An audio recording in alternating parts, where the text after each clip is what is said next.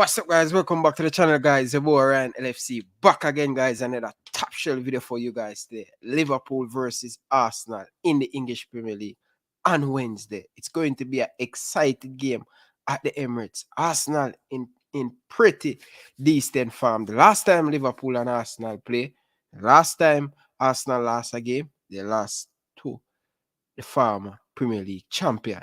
Now, I have some special guests and I want to bring them on.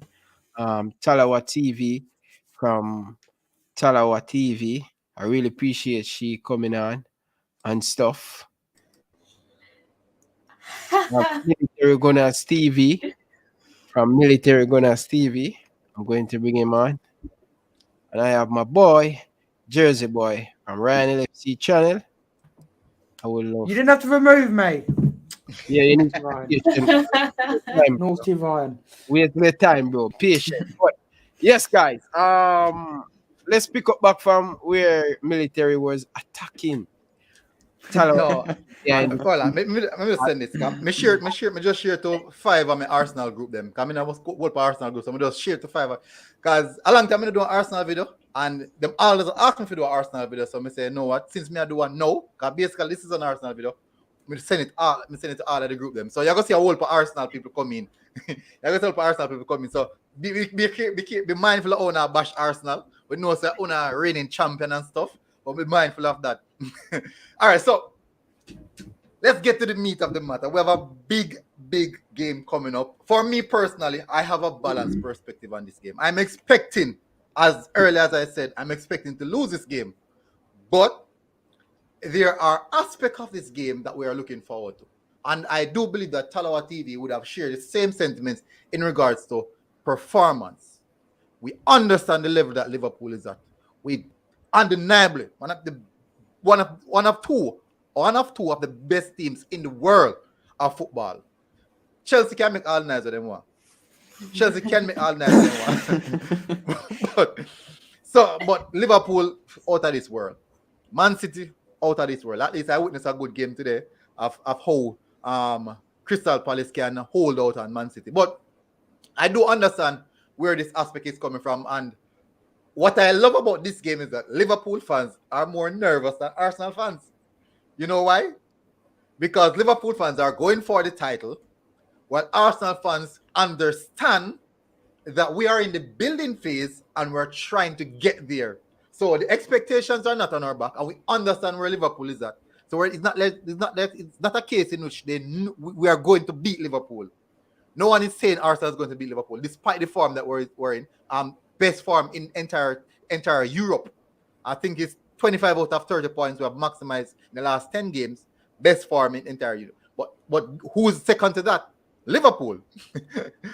and Liverpool, the last time we played Liverpool, yes, it was a depleted team. We had Lakanga. There was no Party. There was no Xhaka. There was no Tierney. So we had a major issue back then. Yes, we have analyzed. We have gotten a little bit better in regards to so a few people is inside of the chat already. So Lebich come in, big up. So we have stabilized the ship now. The ship has now stabilized. So I'm expecting a performance. If we get a win, I'll be over the moon. But I'm not expecting a win. Talawa. I'm just here trying to do a quick little plug for you, Ryan, because I ran out of time just before I came on. I can fix that up later on. Yeah, I think we're pretty much in the same boat. I think I'm in the same boat as military in regards to how we see that game panning out. And for me, something slightly different to military, but I think our views pretty much align with each other in the sense that I think this game for me is upward trajectory versus superiority, and there's no denying which team is the superior team in this case. There's a clear and obvious winner here. You only have to look at the table, and if you shift your eye perhaps to the right and look at that goal difference, if I'm not mistaken, I think there's a 39 goal difference. Yeah. You know, Arsenal have something like 14 and Liverpool have 53. So that in itself speaks volumes. One thing I do love about Arsenal at the moment, and I can give Mikel Arteta tons of credit, is the fact that he's come in and in a short space of time, he has changed that toxicity that was there for so many years to see. Like, I was at the Emirates on Sunday, yeah, Super Sunday, yeah, and that was probably the first time that I could sit there, do my job in peace, and actually enjoy the atmosphere, because usually it's quite dead and the fans are annoyed, and rightly so, and they don't usually cheer. People usually come to the Emirates and the opposing fans is like, is this a library? And they have all right to say that, because obviously in the past the fans that the players haven't done their job. Doing their job meaning they haven't given the fans much to cheer about. But this time round, the whole entire atmosphere was different. The fans were like boisterous. They were doing their job as the 12th man. So basically, Arsenal against Leicester City were playing with, call it 12 man, as opposed to 11 men, right? And yeah, the mentality, there's definitely been a change in mentality there. They seem to be more focused, more hungry, more determined to get over the line. I think in recent games, what we've seen, aside from the beating at the hands of, coincidentally, Liverpool and Manchester City, what we've seen with Arsenal is that change in saying, even if we go 1-0 down, don't fret, because the boys can pull one back. Before, in the past, it was just like, we're 1 goal down, that's it, the game's over. But there's something different about this team, and I think you can definitely give Arteta credit and the guys credit as well, because they're a young side, but they seem to have some maturity about them. Jersey boy, as a Liverpool fans looking, staying in Liverpool or staying in Brighton, looking over at the Emirates now, how impressed you are with this Arsenal team and Arteta? I've got to say, Arsenal have really surprised me, because beginning of the season they were getting thumped 5-0 by City and they were looking really awful. But you know, I had faith that they weren't. I just had a feeling that they weren't going to play like that all season. It was going to change around at some point. I've got to say, players like Odegaard look amazing. Partey has finally got into form. Xhaka, he's still making a few mistakes. He's got disciplinary issues, but he's doing very good. And the defense looks very solid. Ramsdale, brilliant. You know, a lot of people were doubting Ramsdale's signing, but Ramsdale's proved that why you got him as your first choice, because he's a class keeper. I think Arsenal done really, really good. You know, Arsenal really want to try and get top 4. They haven't been in the Champions League for a very long time. And this is their chance to get ahead of Man United to get top 4. Man United have spent so much more money than pretty much all the teams. So, I think Arsenal will get top 4. But I think this game on Wednesday is going to be very difficult. Well, my opinion on this Arsenal team, I am a big fan of the Arsenal team. Over the years, I am a fan of Arsenal. I don't know why, but I can live with Arsenal fans bantering Liverpool, but not Manchester United.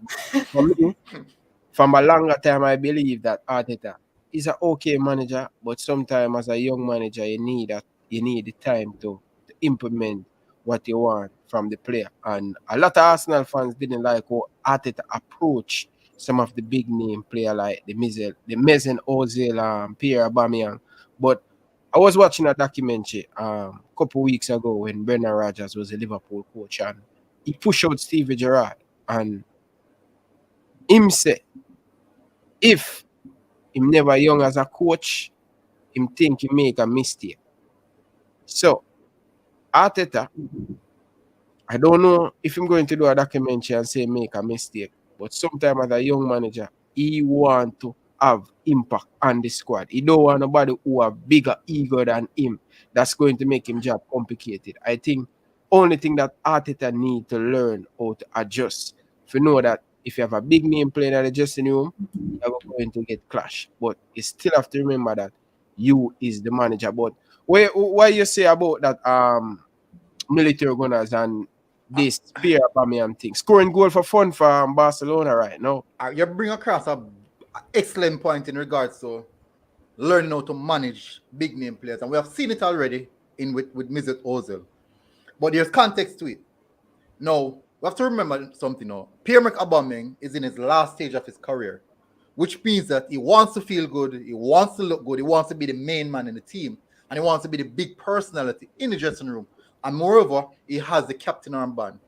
But as a young manager, I can remember with Pep Guardiola when he took over Barcelona, he had issue with the biggest personality, one of the biggest personalities in the dressing room.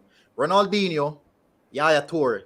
Those were even Eto'o, the biggest personalities in the dressing room. And after a while, he shipped them off. But what we should understand as fans is this. We as fans, we look upon things from a different perspective from the manager himself. How I start to see things different now is me being around managers, our team managers, coaches, and I understand their mindset and what they're looking for. Now, as a manager, you just come into a team. You want one aim, one objective, one target. Everything should be in one accord. And that balance everyone in the squad, that keeps a balanced perspective. Look at this right now. Arteta knows that Pierre-Emerick Aubameyang is a quality player. He knows. That is the reason why he got the big pay, and also the captain armband. He's the best player in the team, and he was delivering. But the time came where Aubameyang was not delivering with his other duties, which is his captain's duties. And as a captain, the leader in the team, you have more roles to perform rather than just scoring goals. What happened now is that when the goals dried up and the captain duty is not being carried out in the same manner, that's now two bad things on his hand. If it was a case in which he's still scoring goals, but the captain aspect of it, you can look past that because you have other leaders in the team. But the mere fact that the two areas in which is your primary responsibility in the team has dried up, and you can see now where the friction starts between the coach and player. And remember, he's the biggest personality. All the young players are looking up to him. So when you have the young players looking up to you like that, it means that the coach will become the enemy of the dressing room. And you can't as a coach be the enemy of the dressing room. You should be the one who everyone is looking at. So you eradicate that big name, that persona that would actually contradict anything that you're doing. Because you would have a particular training session as a coach, and because that big name feel or believe that training session does not make any sense, the other players will disregard it just the same. Because if he's the main man and he's disregarding it, I don't think I should put out my 100% effort as well. So I understand that.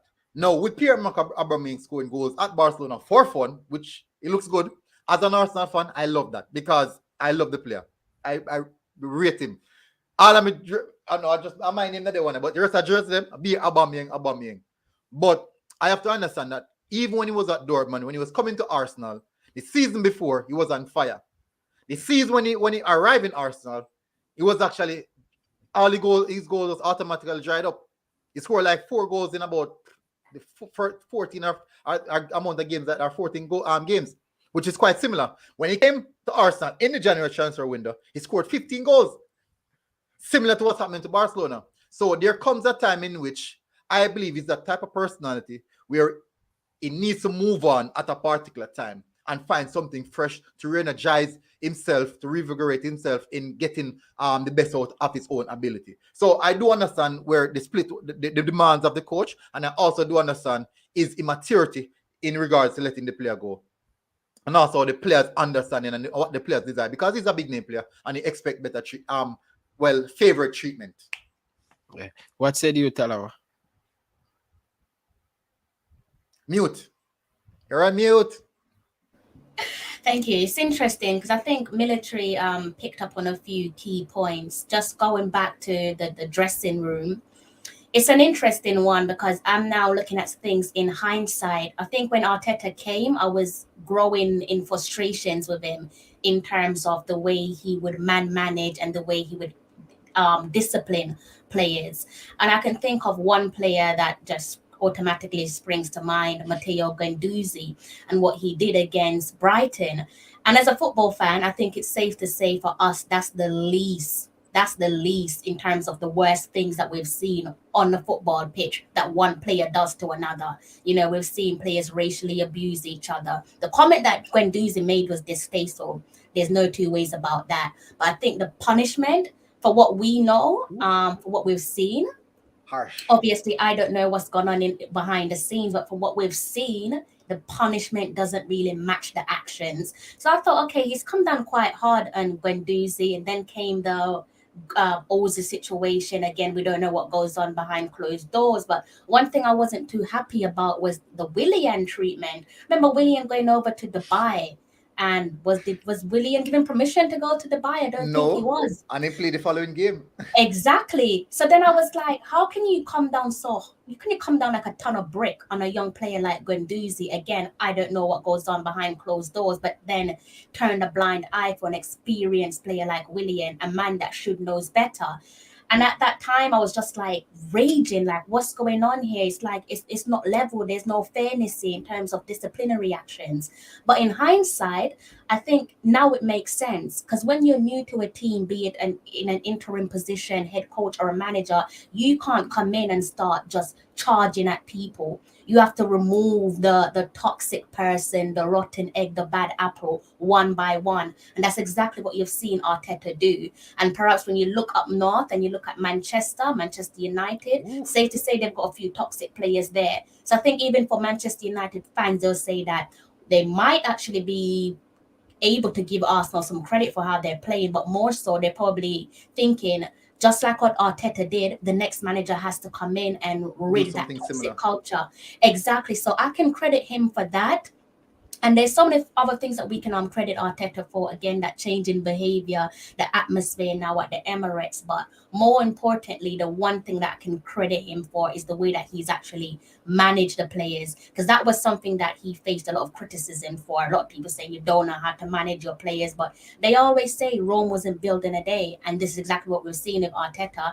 Like, he's managed to remove quote and unquote problematic players. And now he's got a crop of players that he can manage. And yes, you can say perhaps that he can manage these players because they are young, or maybe it's just players who, yes, they are young, but they understand that you do not try to challenge the non-negotiables. And that's something that Arteta has tried to drum home. And I know me have my platform, Ryan, you have your platform, Military, you have your platform, Jersey, you have your platform. And between us, with our respective platforms, even us as content creators have non-negotiables. For me, it's like, if you come onto my platform, I try to keep it child-friendly. Please don't swear. And so if you are swearing, I'm just going to be like, okay, I'm going to have to remove you from the stream. So for people to look at Arteta and be like, oh, your non-negotiables is nonsense, you should have kept Aubameyang.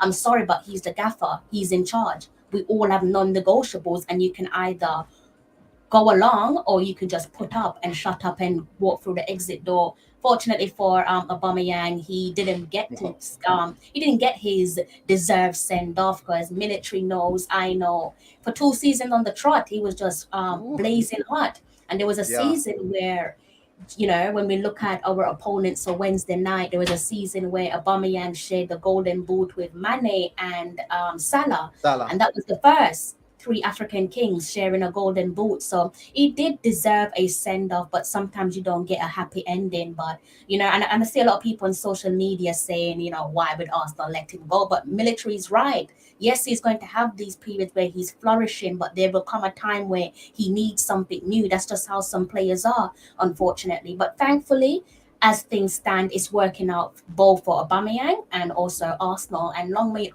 continue for both of us. Yes, Jersey boy. Do you think Manchester United to take a look over the Emirates and see what Arteta has done? Give him that. Yes. Hold on, United. Do you believe that Man United to allow them coach to have that big impact on the team? Because without the owner of the Arsenal Football Club or the executive or whoever, the manager for the team, running the team, do you think Man United need to do something similar like what Arteta? Yes, well, I think they are a little bit. Ralph Ragnick is dropping players. There's been times when Ronaldo's been rubbish and he's dropped Ronaldo, he's dropped Maguire. But, you know, United are lost. They are a lost team.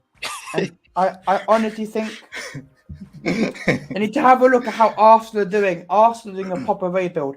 That's how you do a rebuild, not like the shite they do at Manchester. So, I think Man United need to have a look at what Arsenal are doing, because Arsenal are doing it the right way. If they don't get top 4, then they can build on it for next season. If they get like 5th, for example, they can I still reckon they could get an Isaac or something like that because he doesn't play Champions League. So I don't think it's that bad. But I think Arsenal will do it. But I just think Man United need to have a proper look at what Arsenal are doing because they're doing it the right way. Okay, let's go over to military. Military, when you look at Arsenal farm coming into this game, they last 5 games, 2 clean sheet and 5 win. Last time them lose against Liverpool in the Carabao Cup. Win against Leicester yesterday at the Emirates. How confident you think this Arsenal team coming into this game and how you feel this game going to pan out? And do you believe you have a chance to win at the Emirates? All right, so this season our home form has been impeccable. We're in the top 3 best home form. I think it's Man City, Arsenal, and Liverpool. Top 3 teams with home form this season. So that doesn't mean we can't get a good flagging at home. we have a good form at home, but we can get a decent flagging. That win that we got against Leicester City, personally, I never expected that win because Leicester City, for some reason, always either draw or just nick a late winner on us. And the manner in how we won that game, it showed me that the rebuild process, as what Jersey Boy is saying, that we are actually in the advanced stages of the rebuilding process. And I didn't think it would be in such a short time span. It could be the way how Arteta go about it in just getting rid of the players as fast as possible.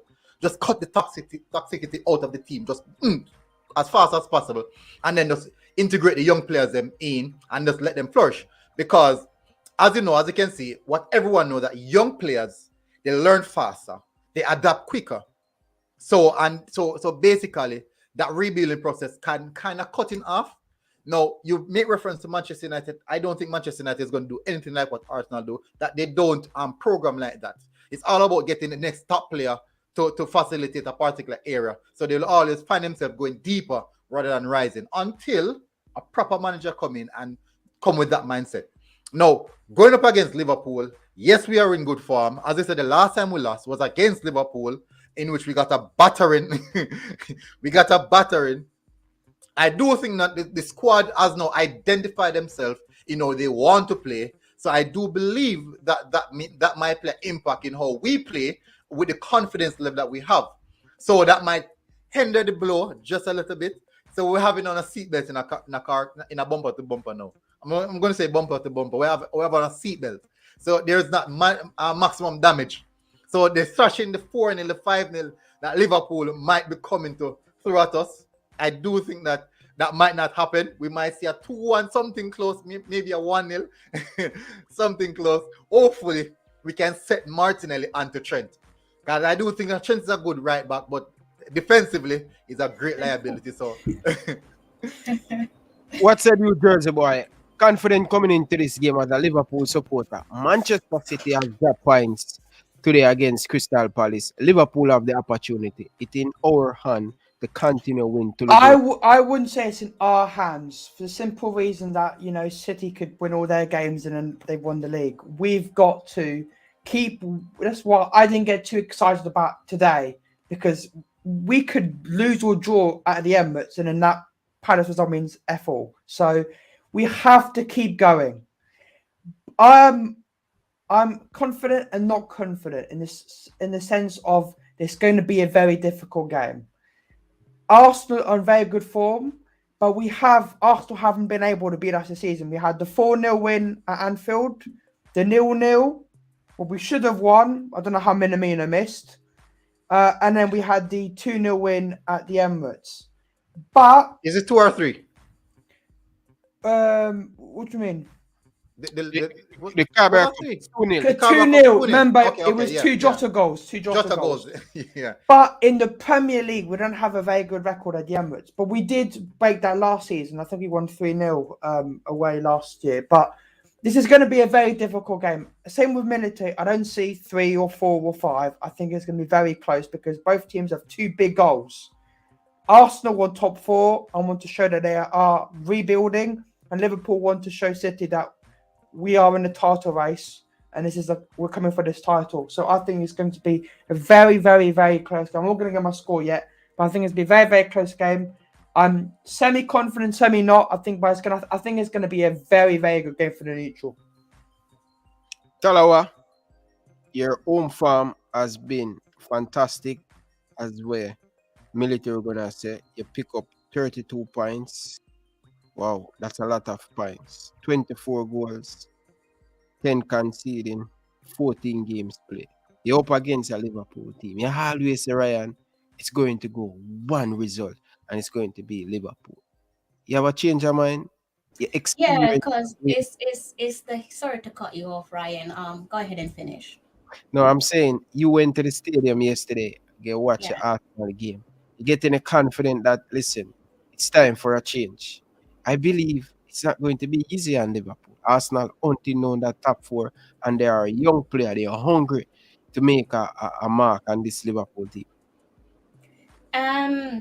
I don't think it will be easy, which is great because old-fashioned Arsenal and Liverpool, classic Arsenal, classic Liverpool, they're not, historically speaking, they're not easy games. There's always some entertainment element there. So thank God that that's finally back.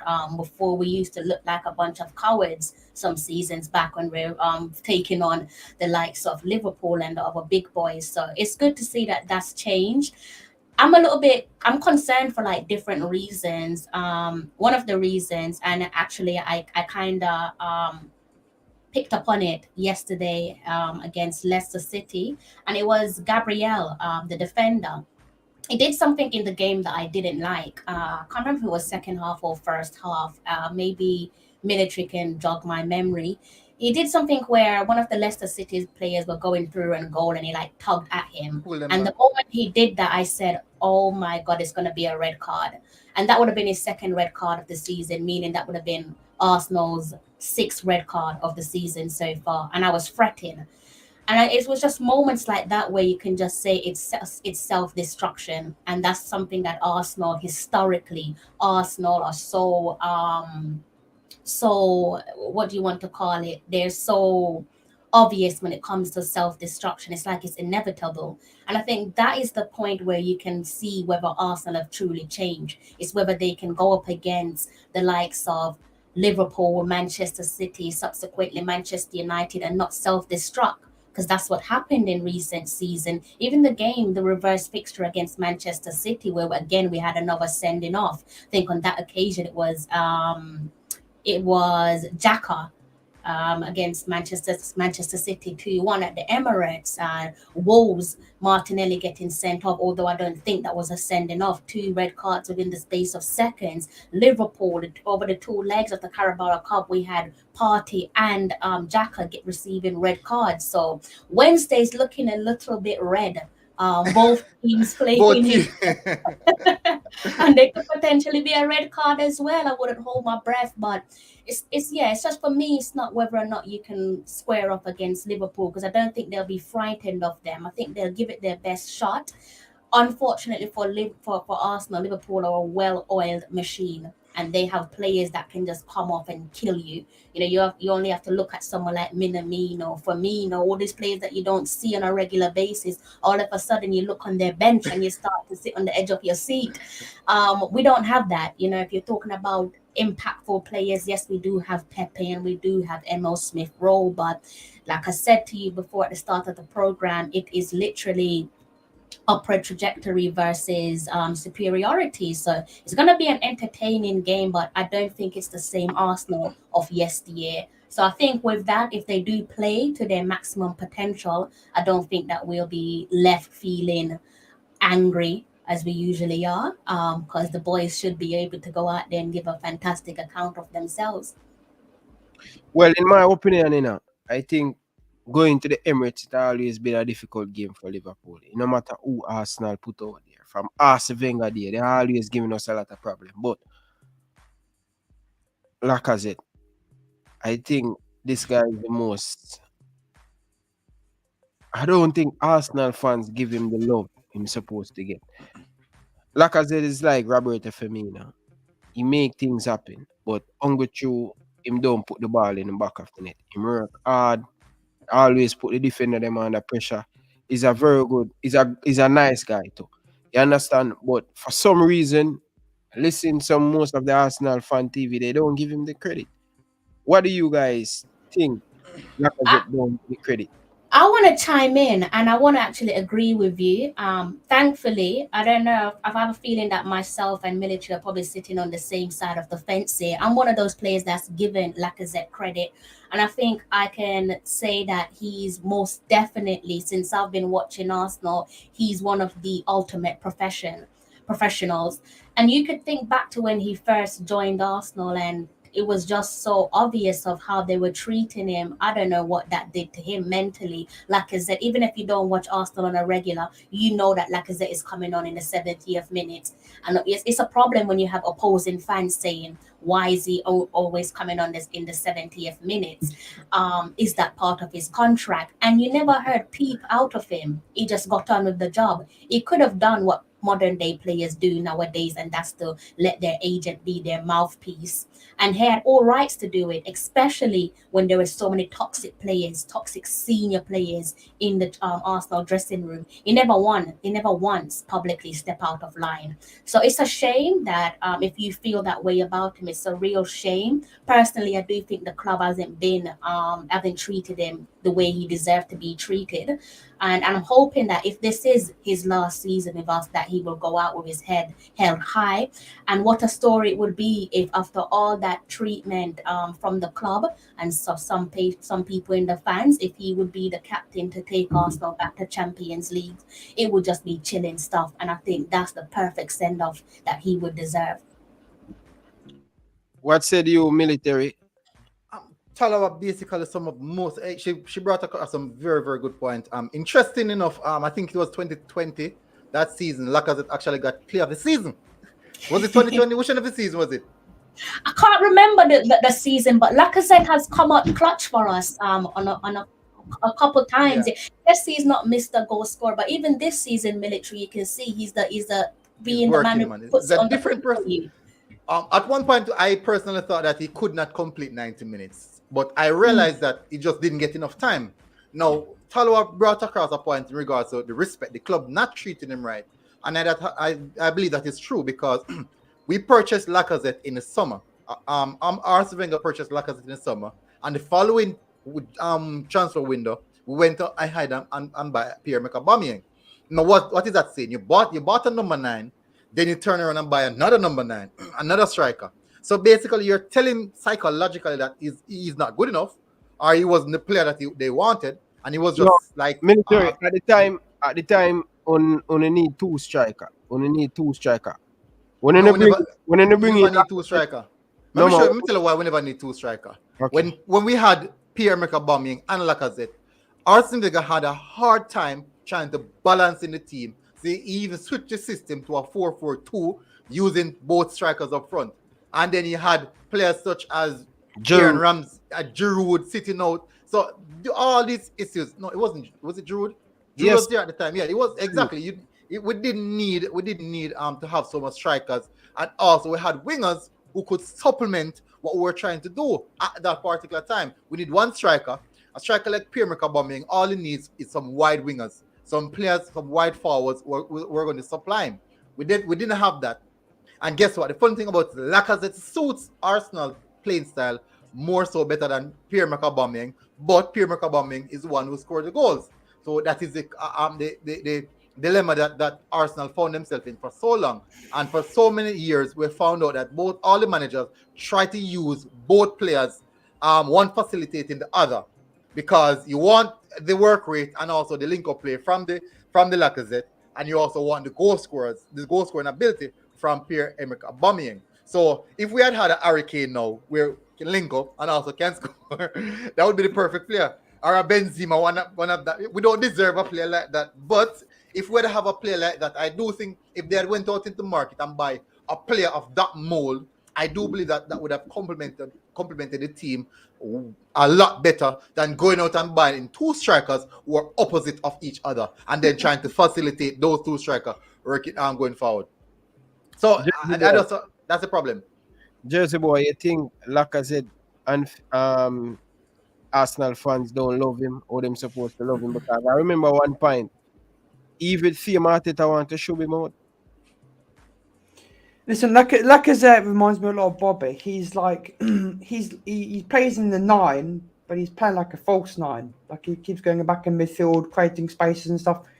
I think he's been doing very good, but I do think that Arsenal, whatever happens in the summer, need to get a proper number 9, such as Alexander Isak. But I think that Lacazette deserves respect. Aubameyang, when he was playing in the 9 for Arsenal after that contract, it was like you play like you had 10 men, like it was invisible as a ghost. So I think Lacazette deserves respect because he's really, he might not be scoring goals, but he's going in midfield, tracking back, getting the spaces to pass it to Martinelli. Like he's not being he's not being greedy. He's trying to help the others, and if he gets the chance, of course, to try and score.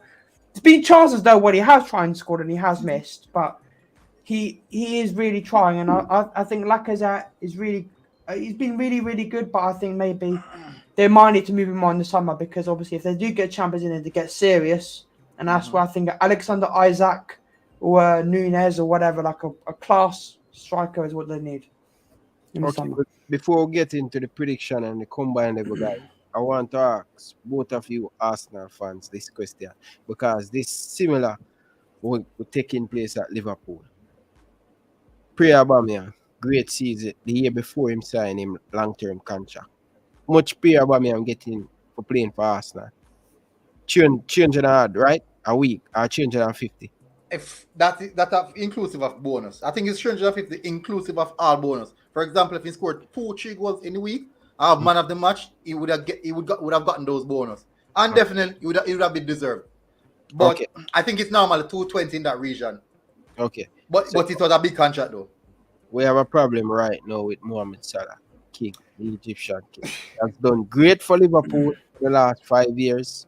One of the best players in world football. You want the solution? Yeah, I'm gonna ask you. I'm gonna give you the solution.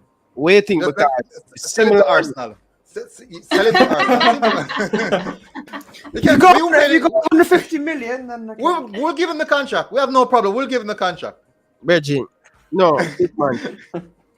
Yeah, Aubameyang we're getting into them 30s. We don't know if Mohamed Salah going to be Mohamed Salah. Just like the only 2 players we see of that 3 player, I would say, Zlatan, Cristiano Ronaldo, and also Lionel Messi. And I will put Lewandowski in it because in his 30s, right?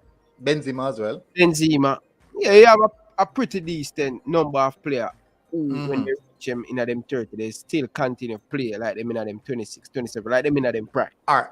Let me give you my honest opinion on that. And I have seen the situation and Arsenal, but what I'm going to say right now, I think I might get backlash from probably Liverpool fans. But my point of view is this. I believe at this particular time, I honestly believe that Liverpool should sell Mohamed Salah. You get a huge sum of money to sell Salah.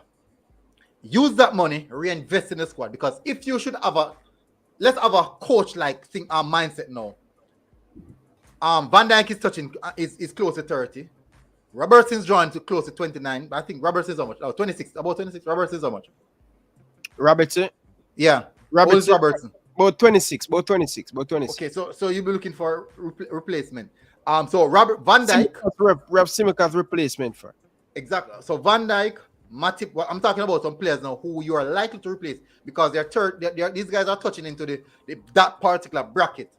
So what I'm seeing right now, what I'm foreseeing right now is Liverpool should start to rebuild right now. Similar to what they did with the Coutinho. No one wanted Coutinho to go, but when Coutinho left, the squad automatically got better.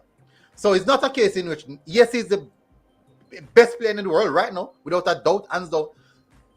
Take that money, rebuild the squad. It's not a case in which you must get the top players right now, but get some players. Look, Liverpool always doing some shrewd recruiting. Look at Jota, proper machine. You can go and I think Wolves have another player named Neto. Pedro Neto. Evil. That guy is evil. So it's not like there's other players. There's no other players out there. Sadio Mane is in the 30 region now. Roberto Firmino is in the territory region, so the rebuild has to start somewhere. And if you don't take that money now, what's going to happen is this. You're going to have, and I'm telling you, yes, he's scoring goal now, but when a player is unhappy, because whenever you see a player demanding that big money, it means that they see or they're getting other options. Other people are talking to them. And the persons that were speaking to them, it looks a little bit more flavorful. Liverpool is a big club. So it has to be another big club. It has to be either a Barcelona, a Real Madrid, a Bayern Munich. It has to be one of those top tier clubs who are whispering in his ears. And he's really looking at those challenges and said, I want to do it somewhere else. Because this is what happens with these top players. They have done it one place. They have that urge to go and do it somewhere else. So, as Dimo Acosta selling Salah is madness, Dimo, you're thinking about how you feel about the player rather than how the structure and the business of the club should be run and the continuity of the club in regards to getting in new players who can continue on that high level rather than keeping the same old players, and they will deteriorate. It doesn't matter what you want to say, they will deteriorate. We're seeing it right now with the top players right across. They will. So get that money in, start the rebuilding process. I know you guys are very much interested in soccer, so when you get that money, just go somewhere else and leave soccer. Listen, Jersey boy, right now you're in Brighton. How you feel? Sell him, keep him. What would you do if me give you 50 million right now? What would you do? 50 million? We're not selling Salah for 50. No, may I give you 50 million? So, so you all right, Salah, we're going to give what you want, or me give you that 50 million, you're going to keep it, you're going to sell him, you're going to get Rafinha, you're going to get Saka, or you're going to get Alan. What would you do? Why you put Saka in that? Leave Saka out there. No, because Saka's not, you can't Saka for 50. Saka's 80-90 range. Oh, bro, we are talking about Jersey boy. So you telling me that Saka going more for Rafinha? No. Ryan, you know what, Saka? Where you think why two players clap all the talk to? Anytime Arsenal, look at it Wednesday after the game, two players clap all the speak to. Saka, Martinelli. Those are the two players clap all the speak to when the game finish. Watch and see. After Wednesday game, just look and clap. I reason with them. Clap. Take your hands off my boys. Yeah, listen. I agree with Saka. I would love him at Liverpool, but for me, it's about what happens this season. If they get Champions League, he will 100% stay because that is a huge step in the rebuild, and he's going to get Champions League football. I've seen sources that if he don't get Champions League football, he might reconsider. But I think he has a boyhood love for Arsenal, and he won't leave. If I got 50 million, though, I'd reinvest it in getting a backup right back and another midfielder. But and the whole thing about selling Salah, for me, it's either he signs the contract or he goes, because you can't have him going on the free. I think if he doesn't sign the contract and we don't want to give him the money, we sell him for £100 million, because I don't think with the fact he's got 1 year left, he's going to go for 150 or something like that. I think 100 to 110 maybe. And then you get a Jude Bellingham, a Rafinha or whatever. But we need to. I seriously think we need to sign Salah down, but I don't think we should be giving him 500,000 a week or something like that. That's all we asked for.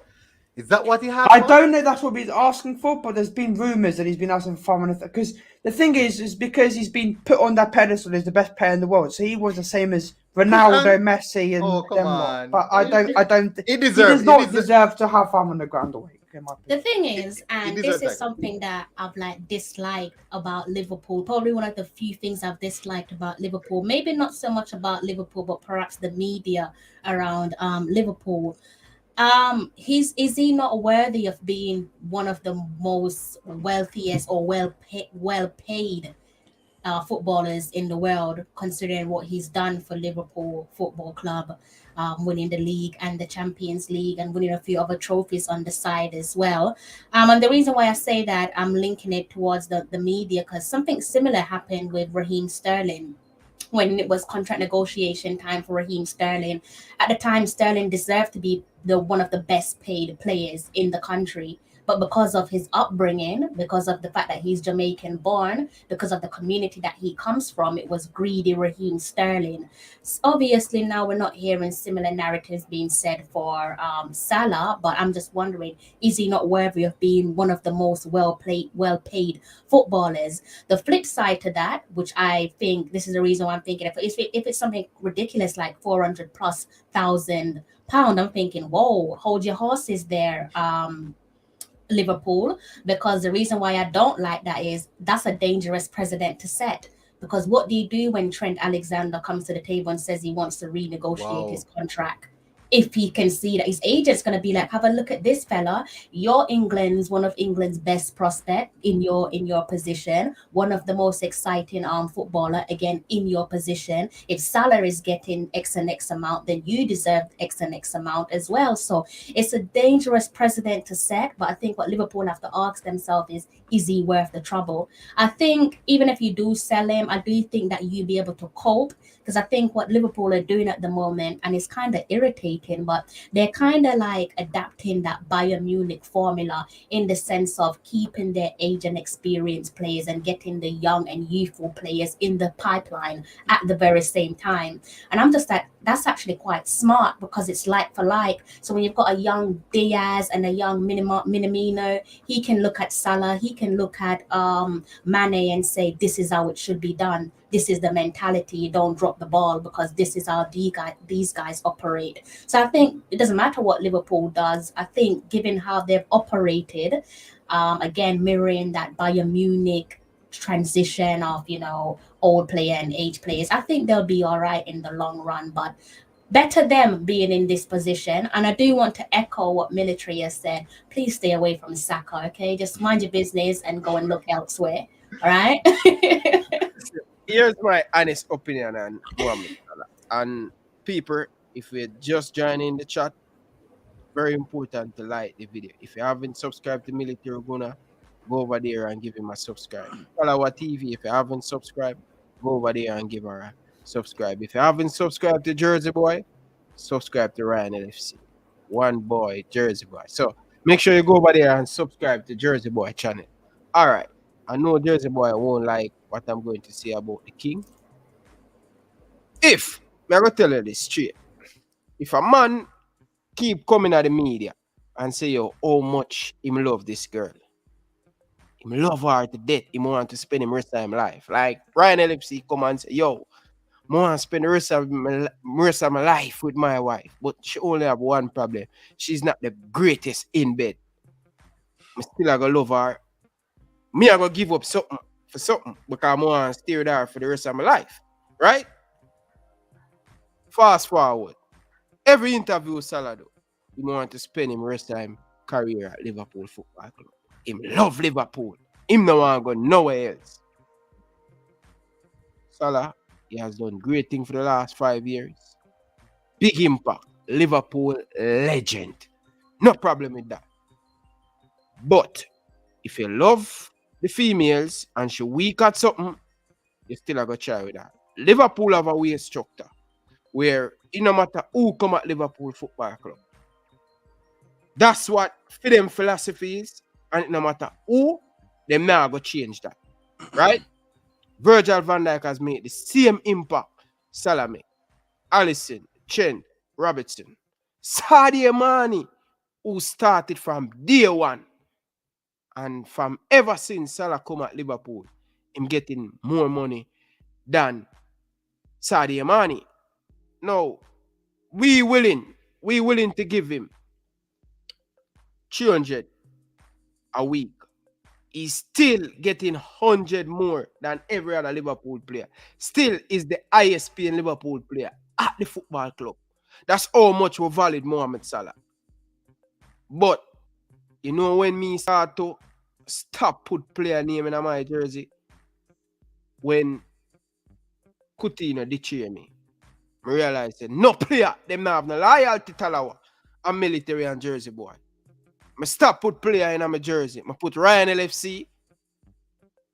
But here me as a people. Salah, the man him halfway the contract. I'm not really upset about Salah, you know. I'm upset about the man who represents Salah. And you see the man who represents Salah said the same thing. I'm wrong or am I right? You're right. I think one thing we have to. Let me finish and then you come in. Okay, sorry about that. Sorry about that, Talawa. It's okay. Salah, we love you. You know, say if you go on any other club, you're not gonna make the impact. Chelsea. Chelsea. Let us agree with that. Chelsea. Them reject you. Roma. Brother, you fell love. I mean, no. You do an interview already when Liverpool want you and Chelsea buy you. And you say, yo, you never want to go to Chelsea or Liverpool, you want come here. Tired in Liverpool. Even when Alisson pick up the phone and say, yo, Mohamed, come sign for Liverpool when him there Roma. Club call him. Boom. Before even the transfer come, brother, I watch Alisson Becker interview. Before the signing done, before the paper, everything agreed, the man upon a flight to come to England. That's the way him love Liverpool. We still make him be the highest paying baller. We still make him change it to 250. All comes the one 400, brother, you say you love the girl. You don't love the girl. Him don't love the club. That a face talk, be a mouth talk. Brother, if you be the highest paying baller, you get 200. When him there. Take it. The girl weak at something. Take it. She is not the best in the bed. Take it. Ryan. You have to look at this as well, Ryan. So, in the event, Liverpool offer Salah 300. Now, on a different note, Barca offer 350, and they might challenge for the league title and also for Champions League next season. Just saying. It is the same situation for Liverpool, and it's also a different project, a different environment where he can make his name as well. So he wouldn't only make his name in a big Liverpool, in a big club in England as Liverpool. He would also go across the La Liga giants and make himself another big name in the La Liga temple. So we're also getting more money, and possible it kind of easier. Yeah, another player. You ever hear them say, "Your club tell Coutinho, stay at Liverpool and be a legend. Don't go there and go be another player." Money, Salah go over there to go be another player. And Messi alone them love. And Messi alone them love. Them don't love nobody else. Me love Steve Gerrard. Me love Sadio Mane. Me love Virgil van Dijk. Me love Suarez. When they got Barcelona or Real Madrid, a big name player alone, them now go give Salah the respect like all Liverpool. But am I going to earn it? No, brother, them now go give him the respect there. Always I gotta say, oh, Messi. Look on Steve Gerrard. He might a god for me. But here comes a point when you have a Van Dijk and you have a Mane and you have a Salah. Brother, I'm gonna go there to go be a next player, brother. Sometimes player, the grass no green. Sometimes you have to be yo, Coutinho run down this Brazilian girl, that pretty hair, that nice pretty hair, and that big body, and run to Barcelona and the man him dump him. While at Liverpool, the girl just simple and boy, babes, if you don't make it that, if you don't make the money this week or this month, we accept that. We not go hard. But Barcelona, the man run gone through the color, big body and big car. Stop run down vanity, brother. I know what people love you, brother. Me believe in that, brother. And if you more if you more have a problem, I'm not go bitter with him. He must done great, my Liverpool legend, but don't be greedy and don't go be another player. You are Mohamed. You are the king of Liverpool. Ryan, are your emotions attack still? No, no, me not. No, me not. 100% military. All Liverpool fans, they're going through an emotional period now because why? One of their greatest ever player is at the brink of leaving the club. And same situation with Arsenal and Fabregas. Same situation with Arsenal and Vieira, Arsenal and Henry, Arsenal and Ozil. That same emotional breakdown. Ryan is hurt. It will happen, Ryan. Ryan, remember at some point, him have one of two things. We want to retire the club. No, my honest opinion. Yeah. Right now, this is all FSG work. Talawa, may I give the mic after. Talawa, may I tell you God Almighty truth. May I sell some Salah this summer. If you have 150 million or 120 million, Demo, nobody come tell me about nobody not pay 100 million for Salah. One thing, Demo, Are the Egyptian Value. thing that in a brother? Come on, bro. And the Thing man is, what's his contract looking like though, Ryan, at the moment? He might They get don't get- 280. He might get 280. No. As in, 280? what year is it? What year is he in his contract? Right after when him win the individual award, with the season when him come and break the record, the goal scoring. 2017 him come and break the record. Right after that year him sign another long-term contract. When it's a Long time, Oxford, is that when- like, when is that First of all, like can you go on computer and check out that for me, please? because then you could determine whether or not someone is likely to spend a certain amount of money on him. No doubt he is worth a high figure. I don't know about record-breaking figure just because of his age at the moment, but I think outfield players, there's been a shift in outfield players in terms of their longevity. Gone are the days where a player reaches 30 years old and you're like, let me bin him because they're no longer good, and you can't get nothing out of them.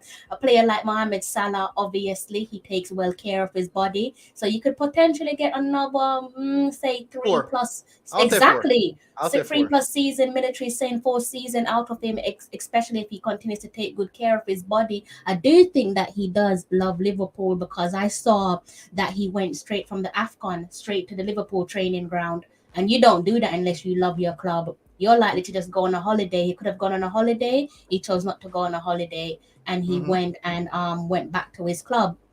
And Man, also, Man, do it too. Just win it. And Klopp said take a 2 week. He did it.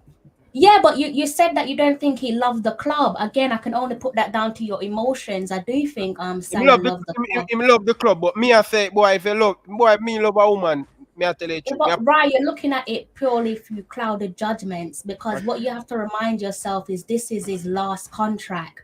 Literally, that's it. There's nothing else after it. After. I don't know Mohamed Salah's plan B. I don't know if he wants to go into media. I don't know if he wants to become a coach or manager. This is his final big money contract. It has to be big money. And you have to look at it and say, does he deserve to be rewarded with a high figure? The only issue, and again, which is why I'm worried, and it's crazy because you're Liverpool, I carry the same feelings towards Manchester United, is I don't like the idea of clubs saying they want to pay their players 400,000 or above that region, because you set a dangerous precedent. And I worry for clubs like Liverpool, because if you do go ahead with that decision, you could find yourself in a position where you're now the new Barcelona for all the wrong reasons, where you're in a financial crippling position. That's the only reason why I would say you can't over exaggerate with the price that he's asking for. But if we're saying, does he deserve it? Yes, he does deserve it. And we're not going to kid ourselves. Football is a £1 billion industry. The money is there. It's just how you manage the money, because it's not like they don't have the money. Of course, they've got the money. It's a wealthy industry. It's just what happens as a result of that. And like I said, as a result, your young players who are in their right to demand those type of figures will come knocking at your door. The agent's going to knock at your door and say, I want that type of money or close to it. So yes, it's a uncomfortable position to be in. Tala, you know what the problem to sis? The problem is when we think Liverpool are gonna sell him agent.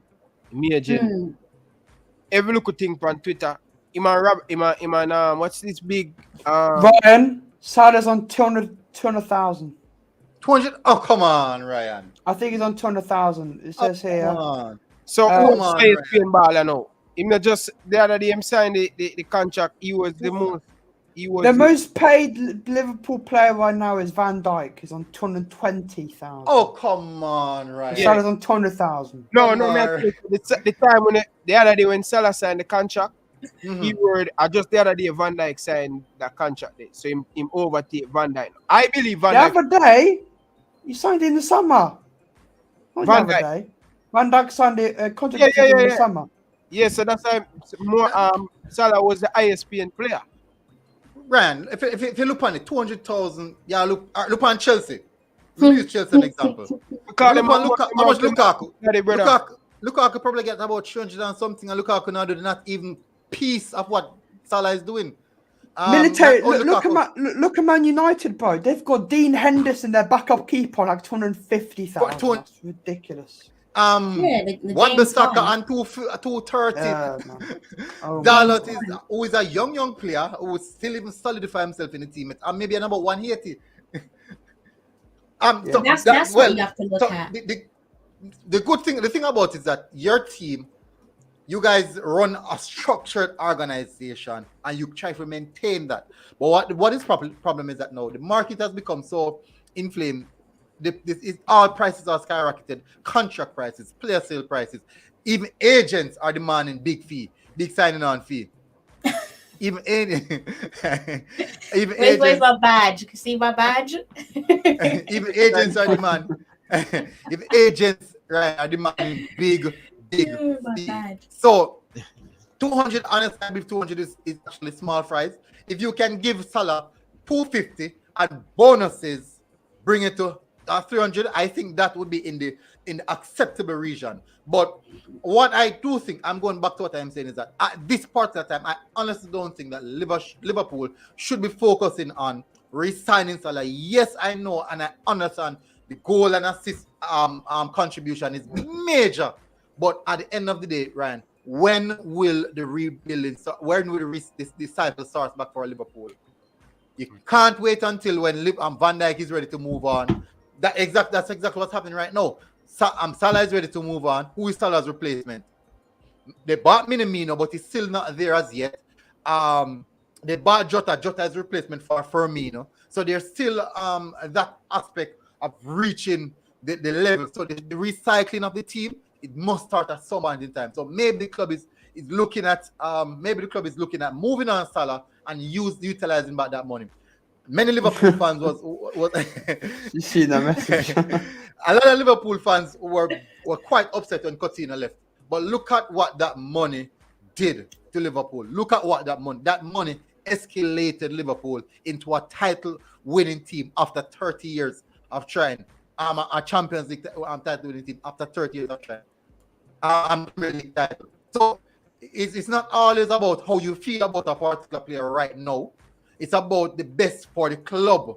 Remember, it's the club you support, and you don't support the player. The players, none of the players are loyal as how we think. They are loyal to the biggest paycheck, and that is a fact. They are loyal. They are most loyal to the biggest paycheck. Wherever the big paycheck is at, I know players who will be willing to go into Dubai to play because the paycheck is all right, or in Egypt because the paycheck is there. Especially when they reach this point in their career, when you're thinking about retirement. So at this point in time, I do think that it's important for Liverpool to reinvest that particular part of the money, because if you keep him, you might keep an unhappy player. He is already unhappy. So He already don't keep him.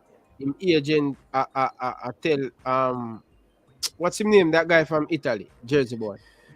I can't remember, but his idiot is a dumbass. He's idiot. He's a dumbass. These things I get club upset, bro. Because them things normally happen in Liverpool, just you know. But the thing is, Ryan, you can clear see Salah destructive because of agent. Keep on contract breakdown, this and that. Robinson from some remember him name, man. The Italy journalist, man. What's his name? Fabrizio Romano. Yeah, him and Salah, Salah agent and him a good friend. So I chew him at her. And we know the news thing. Yeah, Talawa, go ahead.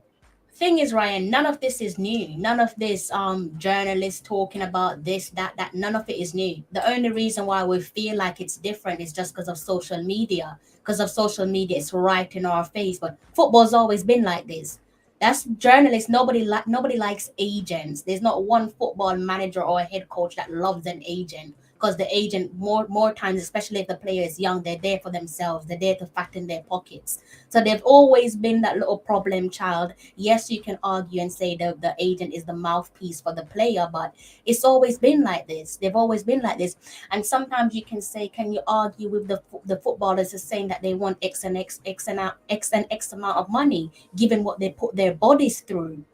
They hardly get a rest day. As a footballer, you probably rest for one day, and it's not a rest day, because that one day is dedicated to your family, your missus, and your kids. So it's not a rest day. So basically, for 7 days per week until you pack your bags and go on holiday for maybe 1 week or 2 weeks, there is no rest day. And people always argue and say, though footballers deserve to be paid a ridiculous amount of salaries, given what they put their bodies through, given the fact that when they get to a certain age, they'll be fragile and wafer thin because their body can no longer cope because of the surgeries and the repeated injuries. There's an argument there to say that they do deserve it because they're putting their bodies on the line. It's no different to an athlete who does WWE. They don't live a life. They don't have a life outside of football because football is 24/7.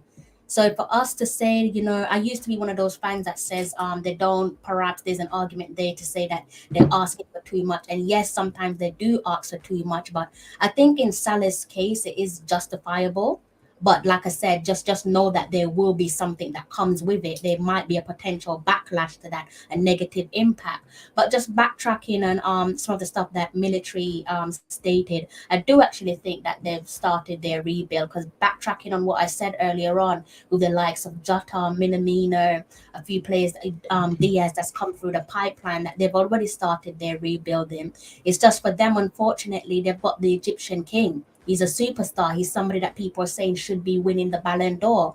Mane should be Ballon d'Or winners. These are the spectacular players. But I think what we all have to accept as fans as well is who out there is going to replace Salah other than the obvious. If you're looking like at Haaland, Erling Haaland, how many players, how many teams are going to want him? So outside of that, who do right we know? to replace him?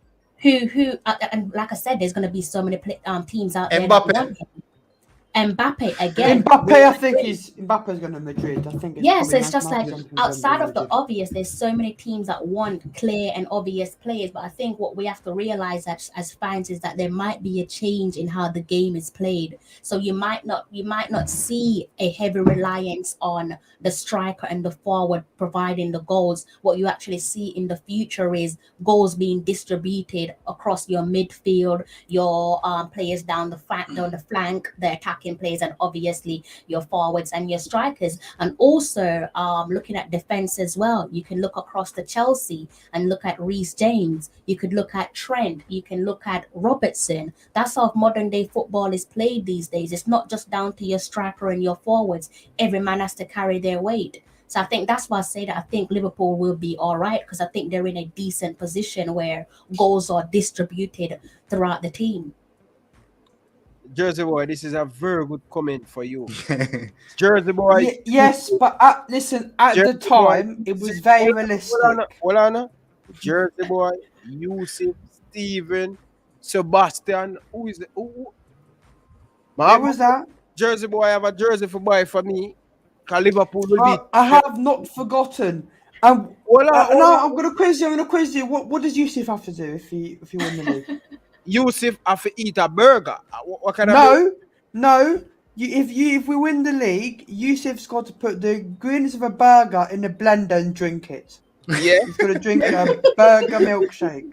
That's what he's got to do. So I remember the day. I know, Brian, I remember too, but I'm just saying, at the time, I felt it was real, but this is how things change. And this is why I told you, bro, that I would buy you a kit, because, I'd be happy to buy you a kit because you've won the league and also you get a new kit. For Yusuf, not so much, because he's going to have to probably throw up. But, it's a forfeit, because we said that we didn't think we were going to win the league. So you told us you've got to say with heart, and we said it by heart, that he said, if we win the league, I'm going to have to drink a burger.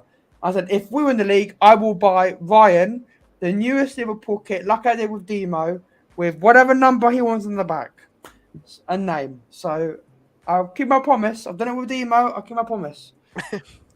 Anyway, I just want to remind them, them people them on a video, them seminar in a sense. We do one video with Dominic Rich, and he were laughing at me. And him fans him say, this Liverpool guy mad, him sick. But we will find out. Ryan, question. Do you think that no Liverpool will look at it? Because the result that Manchester City got is quite disheartening to them, because they didn't get the 3 points. With this result, no, Liverpool basically look at the shining light that the possibility is now high. Would this destabilize Liverpool's mentality going into the Arsenal game. Remember, no, say you might have a game plan, but because of that result, no, the only thing is on the mindset is that we have to win this game. We have to win this game. We have to win this game, and taking your mind off the whole aspect of the game plan and how you're going to win the game, and that might just derail the team just a little bit and throw them off balance. Just saying. Is that possible? Christian is an Arsenal fan. Come. Listen, I don't think Jurgen Klopp will change his game plan. I think Jurgen Klopp game by game, man. Well, professionally, I'm not taking it game by game. We're a big champion of England. We are the champion of England. Anyway, military. You know what me now. I don't think Jurgen Klopp going to change his game plan, but I think Arsenal start to peak at the right time. They start to peak at the right time, and if we don't be careful with this young Arsenal team, they maybe turn us up. If Arsenal can repeat that performance they put in against Manchester City, we're going to be in serious trouble. But what I think Liverpool have over this Arsenal team, the firepower, I believe Salah will be fit for this game because he loves to play football. Mane, Diaz, Jota loves score when he face Arsenal. I think this Liverpool front line going forward, it's a tricky one for Arsenal. And Arsenal don't score a lot of goals. I don't know something about Arsenal when they come up against Liverpool. They have this little bit of nervous. You know, it's just different. But I don't think Klopp will change his game plan. And I hope we go out there and beat this Arsenal team because with City, we cheering from nearly 14 points. You know, Ryan, you remember when we lost the league when City were chasing, it repeat back now in Liverpool favor where Liverpool have the confidence. It's better when they are chasing more than more than you're at the front, man chasing them, You ever run left, you ever try to run left a person, brother, and just run it over neighbor. That's how Liverpool and the City. As they make a mistake, Liverpool punish them. Each time City make a mistake for the last 10 games, Liverpool capitalize on it. And I don't think it's going to be a different come Wednesday. Quickly wanted to quickly mention what Arsenal said. The last time Arsenal beat us was, I believe, it was July or June 2020. It was the 2-1 win, where two horrible mistakes at the back led. I think it was Lacazette. And, who is it? Lacazette and Nielsen. Reece Nelson. Reece Nelson. That's it. Scored. So that was the last time they beat us. But in our last 3 games in the Emirates, our last 3 games in the Emirates, it's been 1 win, 1 loss, 1 draw, I believe. That's not because bad. we beat them. We beat them last season. Last season we beat you. The season we won the league. We beat you last season. Then we lost the season we won the league, and then 18-19 it was a 1-1 draw. I remember it was Milner who scored and Lacazette scored on the turn. You can see it's 1 win, 1 draw, 1 loss in the last 3 games of the Emirates. These are some facts, and they're pretty damning. They're pretty damning. First insight is Arsenal have won just 1 of their last 18 meetings with Liverpool in all competition. They drew 8, lose 9. Beating them at home 2-1 in July 2020. Reds have recently crowned champ. So that was the only time we defeated you guys. As I just mentioned, was the same season that you guys were champion. So question. let me just throw the question. Would you guys? I know where you're going. I like this. You're so sinister. So would you guys want to sacrifice losing to Arsenal Wednesday and ending the season as champions, or beating Arsenal Wednesday and don't become champions?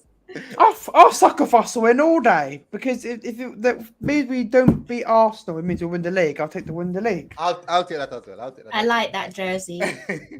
So to get anything for But it's going to be a very, very, very hard game. People saying 3 or 4-0, 5-0. I don't believe so. I've got to remember that when you guys played us last time, the 4-0, you had Tavares, a left back. He had a horrible game. Yeah. And I think this is a completely different Arsenal team. At the time, you guys were in the shambles. You guys were playing very well. Now, the whole mentality switched. Now you're like, game by game, we've got this goal to get in the Champions League and we're going to try and get it. And I think you will, because you've got 3 games in hand over Man United and you're ahead of them.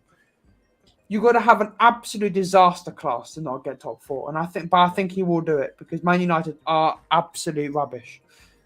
You know what's the difference? I share the same sentiment. I don't like Manchester United. They are crap. Ryan, most of my friends are Manchester United fans. And in Jamaica, the 2 fan bases that hate each other the most are Manchester United and Arsenal fans.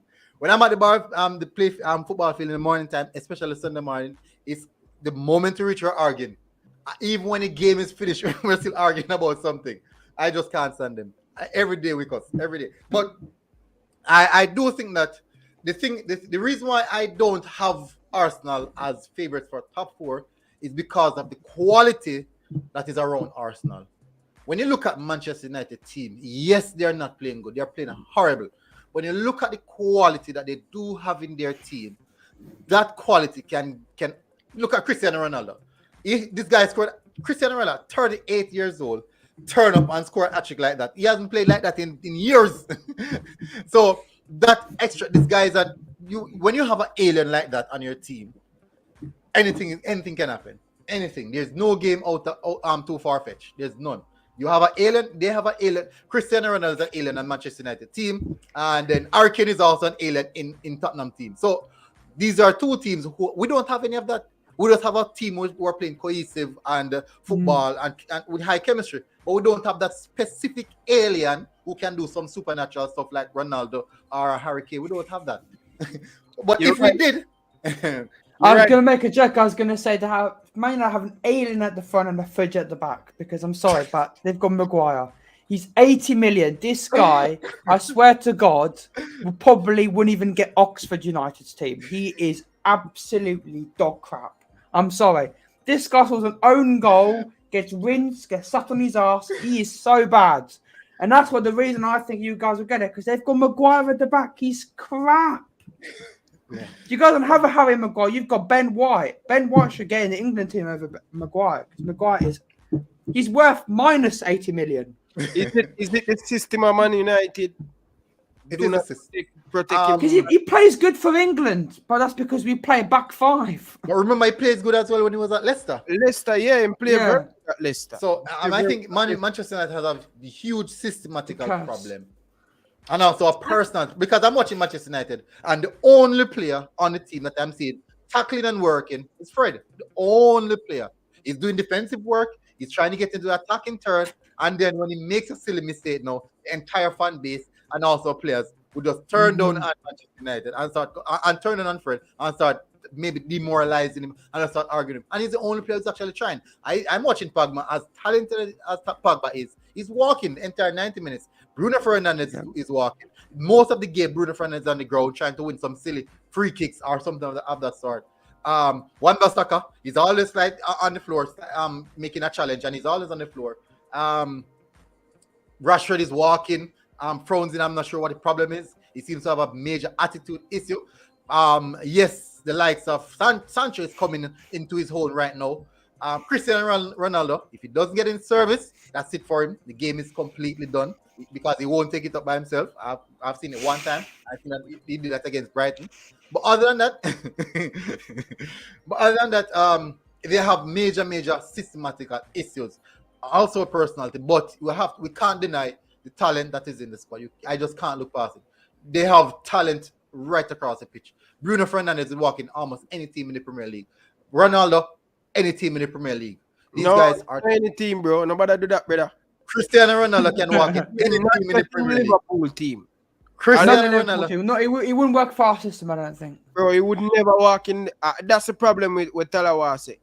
Man United need to take a page out of Arsenal. It's the same way Arteta build this Arsenal team. I know a lot of people would say don't compare Klopp with Arteta.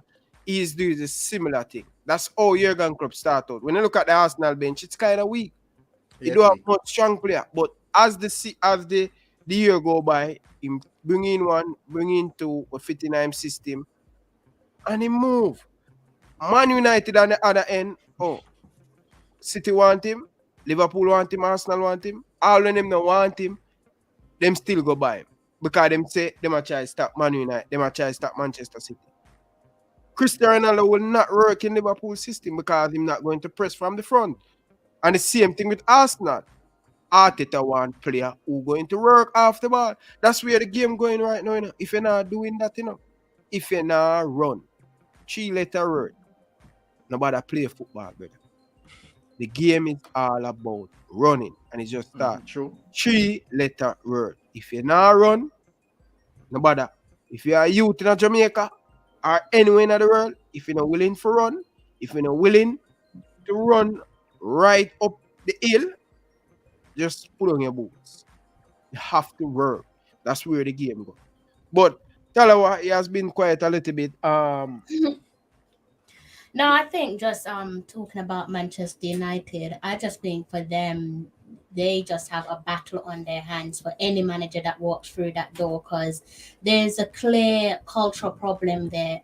And I think the cultural problem there is that the environment isn't right. The environment appears to be toxic.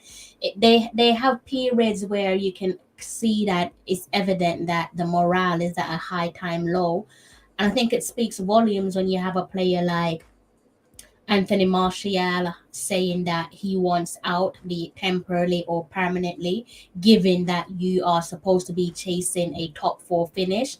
At the start of the season, people are saying that Manchester United would be in shout for challenging for the title, and they've been nowhere near that. Fast forward again, going back to Martial saying that he wants to leave the club, and he was quite vocal and quite clear. When he said that? Anthony Martial. Yeah. He's on. Sorry. No. Anthony Martial saying and exactly, and subsequently that led to a winter loan in the January transfer window. So that for me speaks volumes. Obviously, it's expected, and I think a lot of people have questioned Martial's desire to want to work, and I think that the fact that he said that he wants to leave and go for a challenge does indicate that he does want to work.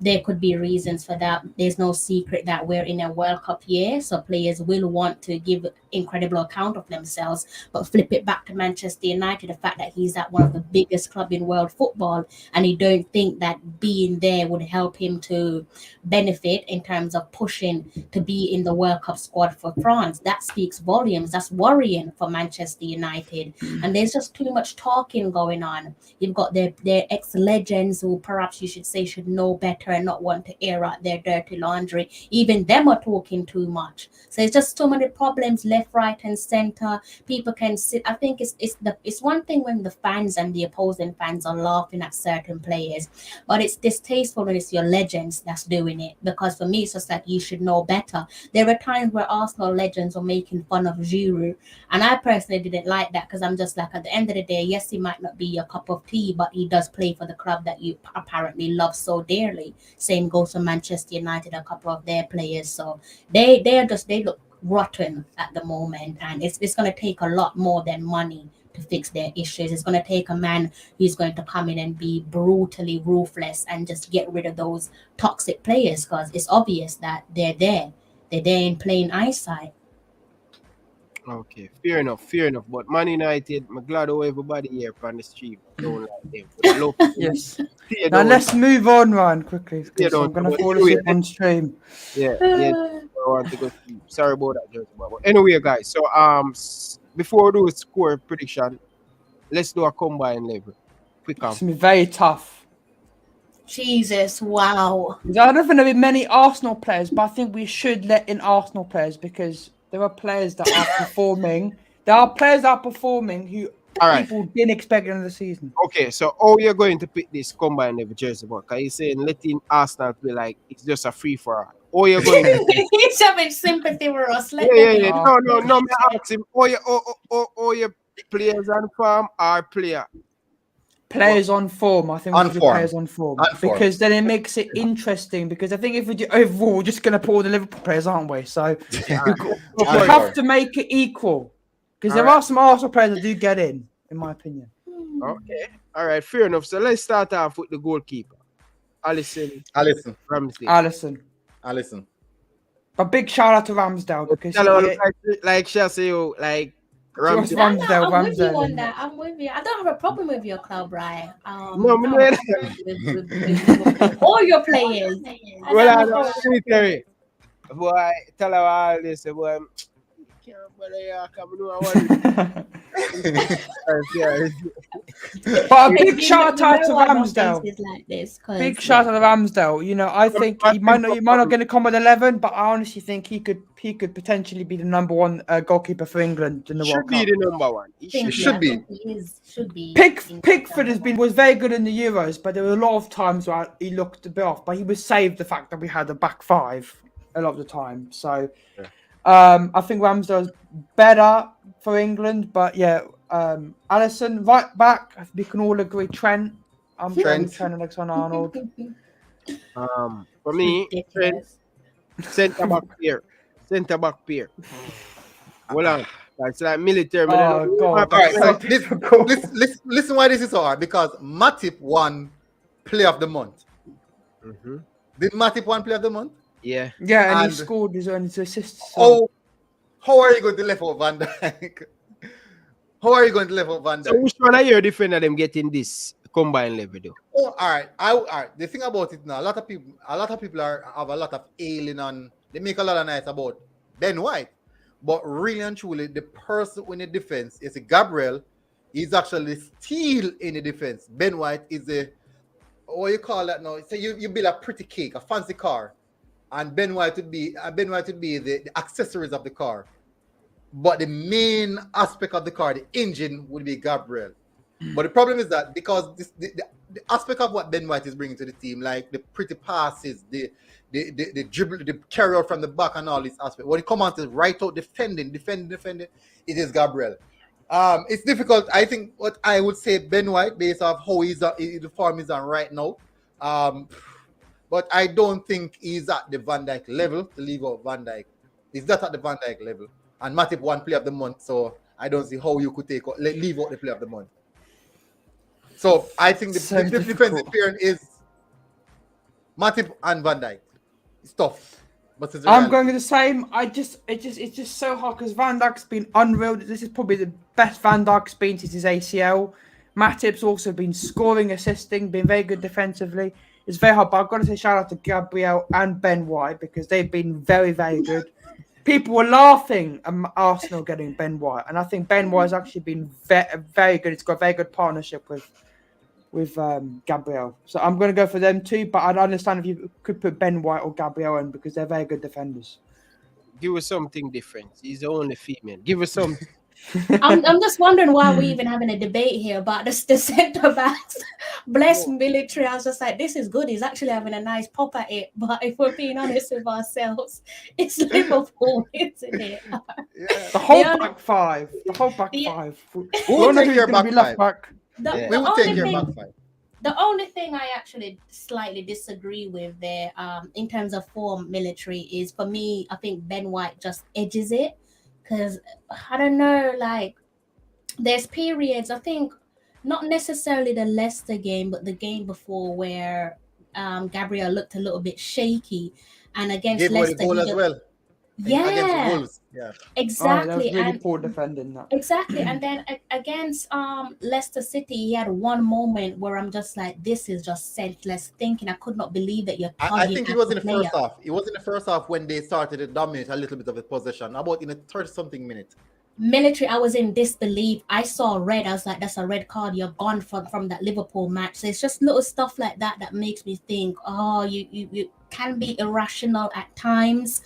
Obviously not all the time, but he can do that little bit of a senseless decision. And I say senseless because you've made silly decisions so far this season, and he's been very apologetic, and I think it's sincere apology. It's just that I'm thinking, watching the Leicester game, I'm like, you know you have a big game on Wednesday against Liverpool, or you should know. Why would you even try to do something like that? And there's always that argument that match officials, in particular referees, have an agenda against Arsenal. So you should know better to not tug at a player when you don't even need to.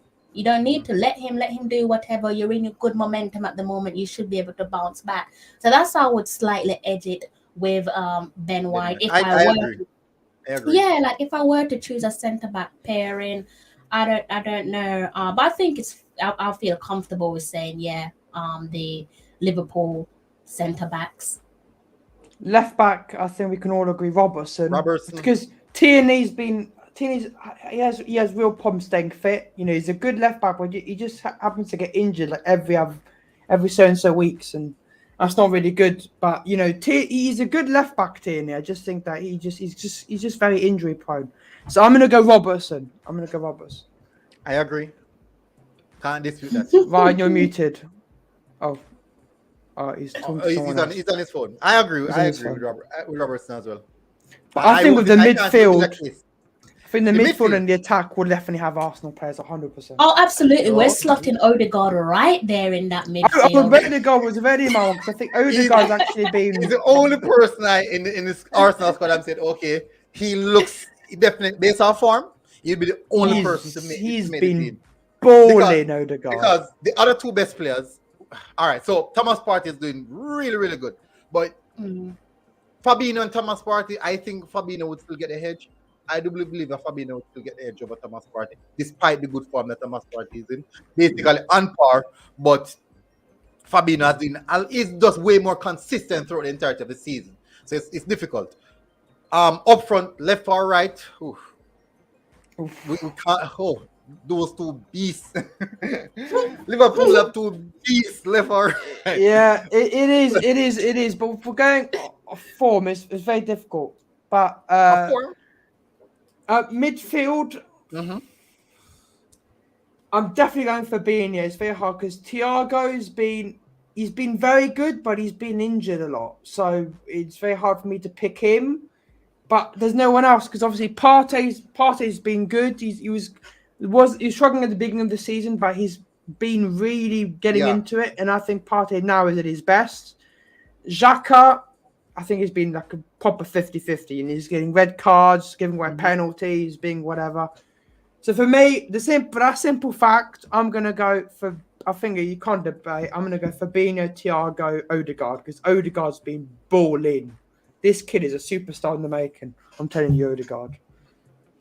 You know, I could definitely make an argument for a double pivot where we have Fabinho, Partey, and Odegaard in front of them. That could work. That's what I was thinking. Yeah. Do you know what? Let's do that. I'm gonna go with that for the simple fact that Thiago's been mainly injured and he hasn't been doing that good. So I'm gonna go Partey, Fabinho, the 4-2-3-1, and then Odegaard in the 10.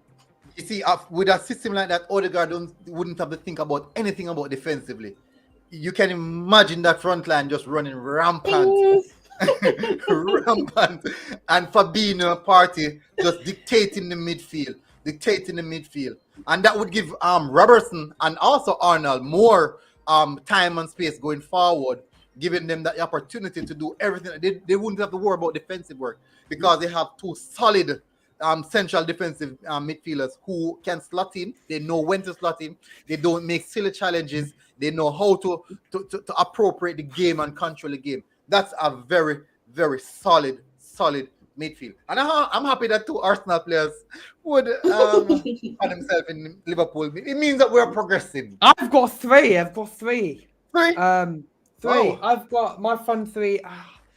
I think Salah through the middle, because I don't think any team's got a proper striker. Salah through the middle. Left wing, my God. Luis Diaz has been in very good form and he's been scoring, but I'm going to go overall season. I'm going to go Diego Jota left wing, and right wing, I'm going to go Saka, because Saka, I think, is a superstar. No, man? No, not for me. Mane's been poor this season, in my opinion. Ooh. Interesting. Whoa. But I've got to sacrifice because I have to make it equal, because I think that if I put Mane, then Saka doesn't get in, and I have to shout out Saka. I think Saka's been very good. Actually, he's an Englishman, that's why, man. Actually, he's an Englishman. No! I Saka's feel been like not that good for England. Bro, I don't even support properly the English national team. I support France. Yeah, I feel like similar to what Rai said in terms of Lacazette being unappreciated. I feel like Mane is unappreciated. Where people fan bases. You can't put all of them. You can't even put all of them in. That's the problem. You Huge can't even fan put of all of Mane. them in. Yeah, Mane is a humble guy, man. I love Mane, man. Humble. I love Mane, but I want to include Saka in because I think he's been brilliant. But you can't do that. You have to leave one of them out. Okay. Unless you play four up front, and that's not going to work. Right, you can debate with Jersey on this because me and Military are agreeing with Jersey. We're keeping Saka. I love Saka, you know. I love Saka. So I'm What's going wrong with me liking Saka? I think he's a good player. wrong, but because you support England, that's why. But I told you the main national team is France, not England. Yeah. But I still believe you love Saka. Saka. Honestly, I love the fact that he's in, but I don't like when a Liverpool fan. Personally, I don't like when a Liverpool fan say they like Saka. I don't like it. Because you think we're going to take him. Honestly, I have a lot No, we're of not going Liverpool to friends. take him. We're not going to take him. That's what you're saying. Your You manager. are actually evil. You don't even Fingers need him. crossed. Leave him with us. Like, what's your problem? Yeah, no. You guys have Diaz, you guys have Jota, you guys have Minamano. I'm So still looking at Saka. greedy.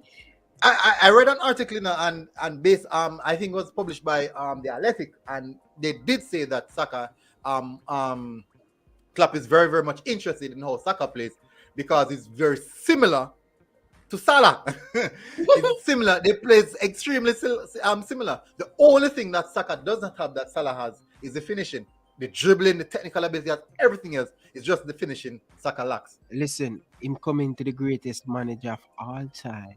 He will unlock that out of Saka. I'm telling you, bro. I think Klopp gets Saka. Saka's like... Bro, may I tell you, double his value. Liverpool, you know, Military, every time, as we said earlier on, every time the game done, he always go up to Saka.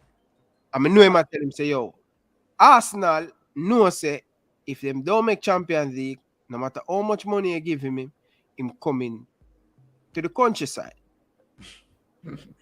Him coming to Liverpool, no brother. He might come to Liverpool. I think, say, me know how PSG stay, they might go sell Salah, and I can tell you this, Saka. If I'm a Saka, Rafinha. I know Saka. Fans them go cuss. Them are go cuss. No, but Rafinha didn't Rafinha sign a pre-contract with Bayern Munich? No, that's not true. He hasn't signed anything. Oh, but what was he? He's in talk with Bayern Munich. Bayern are interested. Barca I think no. Barca now not. Chelsea were interested, but not anymore because of the whole owner situation. I think he's going to Bayern Munich. Then I think he's going to Munich. I believe whenever Bayern Munich comes for a player, you notice Bayern Munich how they purchase players. Bayern Munich purchased like one player every transfer window, like one player every transfer window. They've got so many wingers, and they're still in titles. They just purchased one player. They're gonna have Gnabry, Coman, Rafinha, Müller, Lewandowski, Choupo-Moting. That's 6 attackers. Jesus. Oh, I mean, I know where the money get so much money, but anyway, I know Jersey boy want to go and bet, so let's finish off quick. All right. So here is this. Should you pick 11s for teams tomorrow? Yeah. We're going to do that, and then we're going to finish off with score prediction. Who's going to win the league? I want to hear from the Arsenal fans. Okay. So anyway, come by level. Starting lineup, where you think Arteta going with tomorrow, Talawa?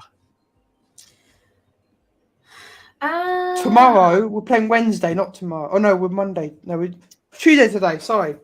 It's Wednesday, yeah. Today's Tuesday. I've got the time wrong. So yeah, technically it is tomorrow. Yeah.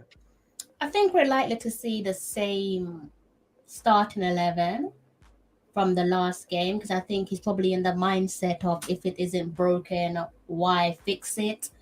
I think the only surprise you perhaps might see Pepe start rather than coming off the bench because we've seen that he has been impactful when called upon And on the other big occasion, he does deliver as well. So I think if he's going to make any change, it's probably you're likely to see Pepe come in, but I wouldn't be surprised if it's the same starting 11. There isn't any reasons there to make any changes, but I think if he brought Pepe in, then people probably be understanding as to why he did that. Okay. Jersey boy, give me your best starting level. Your best. This is what I think is going to go to tomorrow with what I've heard. Okay. Alisson, Trent, Virgil, Matip, Robbo, Thiago, Fabinho, Henderson, Diaz, Jota, Mane. Salah hasn't been training, so I believe he's injured. But I believe we can still get the job done because Mane actually prefers the right-hand side. But that's 2 years. That's 2 years ago, no, Jersey boy. Yes, I know. But what I'm saying is, I've been told that Salah has not trained the last 2 days, so I don't think he's going to be involved. But we've got the press conference today, so we'll see what happens. But from what I'm hearing, I'm going to go with the fact that Salah doesn't play. So Salah does not play because he did get a foot injury during the Bayern game. I'm going to go my front three: Diaz, Jota, Mane. If Salah doesn't play, if Salah does play, it will be Diaz, Mane, Salah again. Because that front three has been working. And again, it's all about the players in form. Jota has not been in form. So Jota's got to earn that place back. Over to you, military. I do think that we will see the same starting 11 that we saw against Leicester. That's Ramsdale in goal, Tierney left back, Gabriel and Ben White as centre back pairing. I think we'll see Cedric as well, even though Tomiyasu still isn't fully fit as yet. The double pivot of Xhaka and Partey would switch into Partey being the only holding some of the time. Odegaard over on the right hand side, link up with Saka, Lacazette up front, and Martinelli over onto the left hand side. So I do think it's a similar situation, similar style of play as what been doing. As Talawa said, Arteta is a person who believes if it's not broken, he will not fix it. And when he gets a defeat, then no, he will readjust. So the good thing about this game is if you guys beat us, Arteta will find another loophole in the team and try and fix it. He's smart like that. Fair enough. Before learning phase. Before we go over to my starting level, I'm going to agree with Jersey boy starting level. So I'm going to move on to that. Who is the best player at Arsenal Football Club? Come to you, Jersey boy, first. For me, the best player that's been really impressed me, I've got to say, the player that I look at and I'm like, I wish we got him, is Odegaard. Because I honestly think this kid is very, very, very good. You can go for Saka, you can go for Martinelli. I just think that Odegaard is going to be probably. I can see him becoming captain in the future for Arsenal. I think he's a really good 10. He's very good at free kicks, very good at that. For me, he's probably the best upcoming. I say right now, it's probably Saka. This kid is a long time in the military. Odegaard, he must be in around long time. Real Madrid purchased him when he was 15. Yeah. Madrid, yeah. Yeah. So over to you, Talawa. Who is the best player at Arsenal in your opinion? Who is your best player? Or who is your favorite player? It's funny, I try not to have favorites because I've been heartbroken so many times before. That's one of the reasons why I don't put their names on my back. Never, ever put their names on my back because I don't want to have to put no tape over your name. I think if we're talking about the last few seasons, there's just one clear winner, isn't there? And that's Saka. It's amazing to think that such a young player can carry his team for the last few seasons on the trot, and he made it look easy. So I think if we're talking about a duration of the last few seasons, then we're probably leaning towards Saka. If we're talking about form and talking about looking ahead, then you would lean on Odegaard. If we're thinking about something, the bigger picture, and I know people use this term quite loosely in terms of generational player, then you perhaps lean towards Gabriel Martinelli. So there's a few players there, fortunately, that we can look at and say the best player, but it depends on what you're asking me. If you're talking about form, current form, then you're putting that down to Martin, Odegaard. If you're talking about generational talent, you're probably swaying towards Martinelli. And it's crazy because in terms of impactful player, then the impactful player at the moment would be Emil Smith Rowe.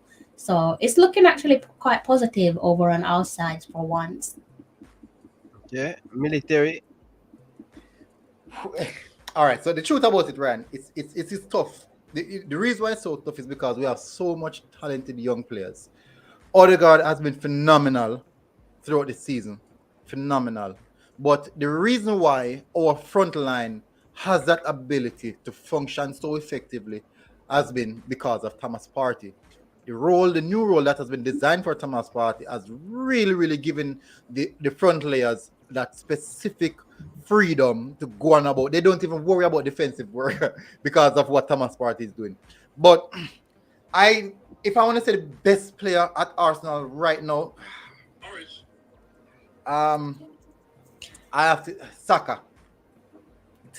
It's hard, isn't it? It's hard, but Saka is just unbelievable. Saka all right, with Saka is that we can say I can say Martinelli because Martinelli is like, you know, when you have on a shoe, right? And there's a stone in your shoe, and it's just so annoying. Every step you step, you feel the stone. That is like Martinelli. He's a thorn. He really, really irritates the defense. It irritates you. It's like a bad rash that won't go away. So and Odegaard is just that fluent magician, just magical type of player. Yeah. But when you look at Saka, the first of all, he's just unmarkable. One player cannot mark Saka.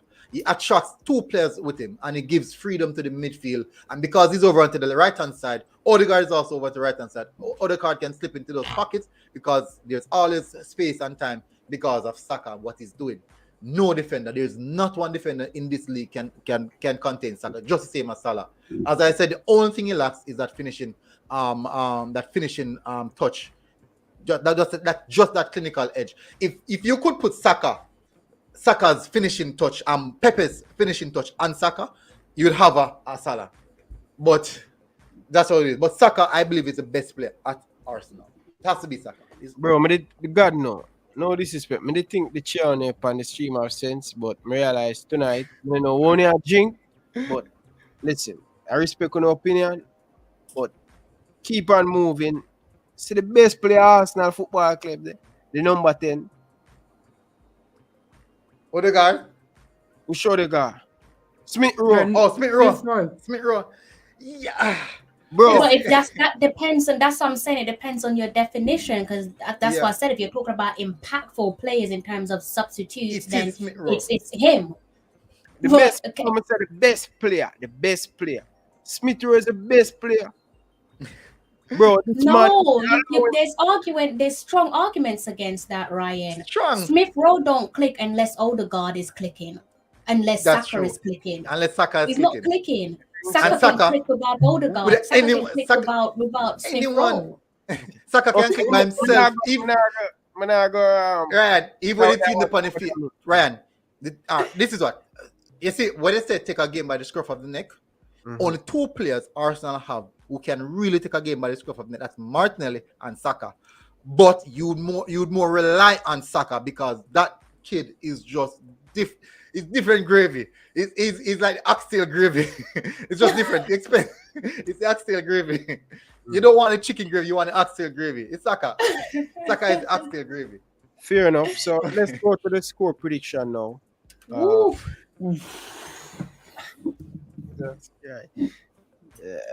Let's go from we have to put the females in first. Tell her why you give me a honest score prediction. This is so hard. I think a deserving scoreline, and football is so brutal. A deserving scoreline, take into consideration what happened Monday Night Football with Crystal Palace and Manchester City, taking into consideration Arsenal's recent form. A deserving scoreline is 2-2. The entertainment factor is there, and you leave with 1 point apiece. No upsets. No bother with no Ryan. Tired beat from Liverpool now. No man, we're not gonna do bad. Tired with the lick. tired. I think a 2-2 will be very entertaining for Jesus the Christ. towards neutral. But I haven't gone that. Ryan, you go next. What's your score prediction? May I ask you? I am the host, bro. I'm going the same as I said with what Military said. I'm going close, very close. I'm going Arsenal 1, Liverpool 2. I think it'd be one of the late stages, or maybe 3-1 or 2-1. I think definitely Arsenal will score 1 because I have a feeling that Odegaard or Saka will score because of the fact we've got a high line. But the high line's been working very good at the moment. But I just think that this is the typical game where it's going to be very nervy. Both teams will want to be so end to end because both teams have a point to prove. Arsenal have to go, we're rebuilding. We want top 4. Liverpool going, Manchester City, we want to win the league. So I think 2-1 Liverpool, 3-1. But I think it's been very close, and I think it's going to be one later in the game. Okay. So here is my score prediction before I hand it over to Military. Incoming Ryan going Liverpool, Arsenal 0, Liverpool 5-0. No. I would disrespect. What's the one? Jersey mash up the place with them. That's No, sorry, bro. What is it then? I download an intro for putting on the stream, but one thing more I want to tell Arsenal fans before I give my prediction. I know you guys on the rise now, but sometime under Jurgen Klopp we'll go 5 steps forward and then we get a defeat and we wonder, will we be ever challenged again? These are the things we always ask ourselves as a Liverpool supporter. And I think this defeat against Liverpool for Arsenal, a lot of Arsenal fans going to recheck themselves and say, you know what, it's still a work in progress. Still a process. Trust the process. And just believe in Arteta. Only have great thing going on for us, but I want you guys to just lower your expectation and just take it. They've got tough games coming up. They've got, I think after us, Why they're you're bright? playing Gerrard. No, Aston Villa. No, may I tell you, sometimes Liverpool will have a game like Arsenal winner coming into this now, man, say, yo, Manchester City, I go deal with them. But our Chelsea just put her back down to the earth. I hear where you're coming from. No, that's gonna happen tomorrow. That's gonna happen Wednesday. I will say this though, that it's the second time in the season in Sunday evening's press conference, Mikel Arteta was reiterating the fact that he wants to beat Liverpool. Like that seems to be one of his goals. Yeah, he was saying that. Yeah, he's preparing to beat them. And I thought that's not the first time that you've heard him say that. He said that earlier on in the season, I'm preparing to beat, and he should be talking like that. You can say that, that's a bold statement to make, but it's fighting talk. That's what you call like the big blockbuster games when the manager is saying, I want to beat you. So you can almost sense that that's the message that he's drilling on the training ground, and that's the message that he'll pass on to the players. Like, I want to win. And if he's saying nothing besides that, you shouldn't be managing Arsenal. Because like I said, the Liverpool and the Arsenal of yesteryear, those were the big blockbuster games where both teams want to beat each other. So again, beautiful. There we go. Beautiful. See, West Ham could beat Arsenal, but yeah, but you lost to Everton. I love that. Smith Rowe, Martinelli, Saka, beautiful. And who's that? Who's this? Is that luscious head of hair? Is that luscious head of hair? Clip him out. Lego hair. He's got Lego hair, Arteta. He's got Lego hair. Listen. This was a fantastic preview. I think this is the best preview in my opinion. You haven't done your score yet. No. Neither has Military. Don't forget one. Okay. But what I'm saying, I really enjoyed the conversation. I wish you guys can just show up on the face after this defeat come. Ryan, me not know, no man. hiding. We won't be hiding. Mine might be, but I won't. Listen, I'm doing the post match. I wish the Arsenal fans them can tune in.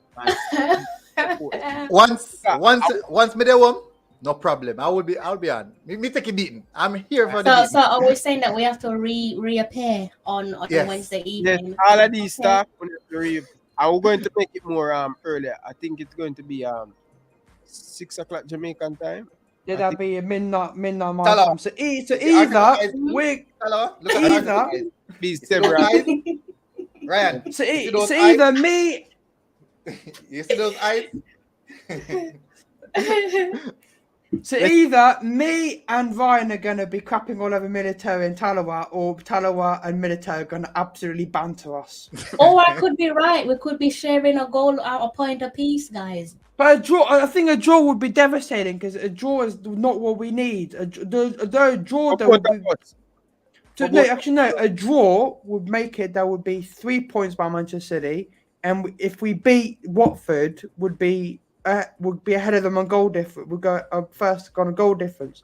So I think a draw would not be that bad.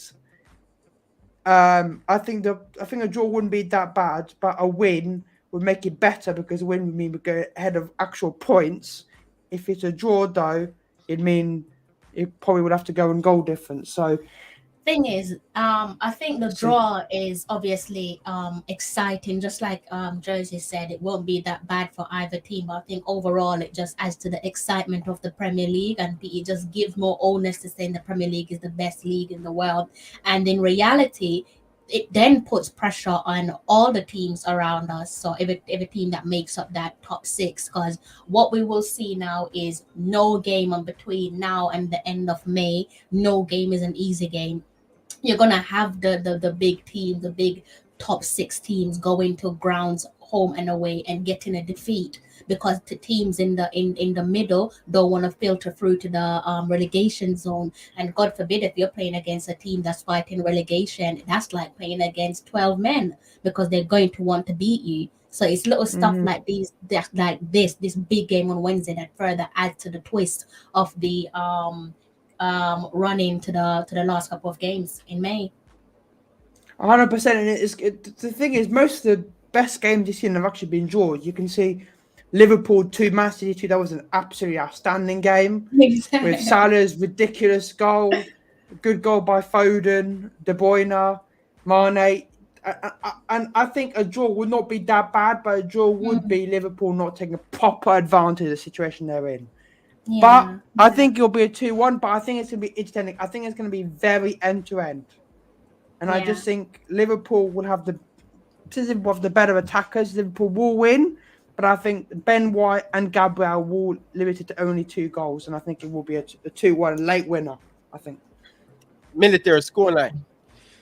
All right, so first of all, I don't have the heart condition to manage a 2-2.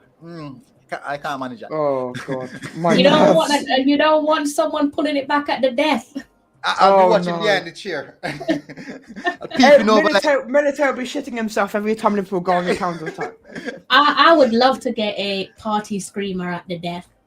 I'd love that because he's been trying ever since he walked through. And then he hears the crossbar. It's off the crossbar and in.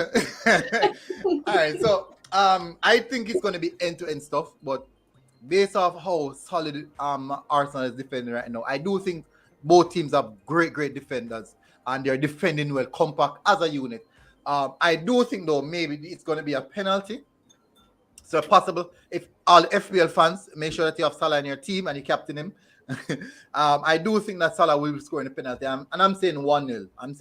It will be a close encounter. This will be end-to-end stuff. And I think that is best for both parties, in which Liverpool get their win, Arsenal get the performance that they're longing for against a Liverpool team, which shows that there's growth and progress in what we're trying to do. So both teams walk away with something. We didn't get the 3 points, but we walked away with dignity. And you can use what you learned in. I think you play Villa next. You could take that to the Villa game and go. Yeah, we will take it out on Villa. We'll go and take it out.